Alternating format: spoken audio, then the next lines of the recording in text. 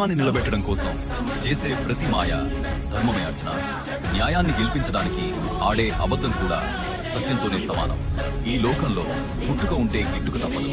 అలాగే మరణించిన జీవికి మళ్లీ జననం తథ్యం. ఇది సృష్టి చక్రం. మార్చలేని ఈ నిజం కోసం శోకించడం మూర్ఖత్వం. ఆరంభం నేనే, అంతం నేనే. ఈ సృష్టికి మూలమైన సత్యాన్ని, జ్ఞానాన్ని, సమస్తాన్ని నడిపించే ధర్మాన్ని అంతా నేనే. నా సంకల్పం లేకుండా ఈ విశ్వంలో అణువు కూడా కదలదు. నువ్వు చేస్తున్న ఈ యుద్ధం, నువ్వు పీలుస్తున్న ఈ ప్రాణవాయువు, నిన్ను వరించే ఆ మృత్యువు అన్నీ నా ఆజ్ఞ ప్రకారమే జరుగుతాయి.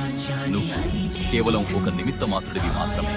ఎప్పుడైతే ధర్మానికి హాని జరిగి అధర్మం తల ఎత్తుతుందో అప్పుడు మంచిని కాపాడటానికి, దుర్మార్గాన్ని అంతం చేసి ధర్మాన్ని మళ్లీ స్థాపించడానికి ప్రతి యుగంలోనూ నేను అవతరిస్తూనే ఉంటాను. పొగ అగ్నిని ఎలా దాచేస్తుందో, దుమ్ము అద్దాన్ని ఎలా మసకబారుస్తుందో, అలాగే మనిషిలోని తీరని కోరిక వాడి విచక్షణను, జ్ఞానాన్ని కమ్మేస్తుంది. దానిని జయించు.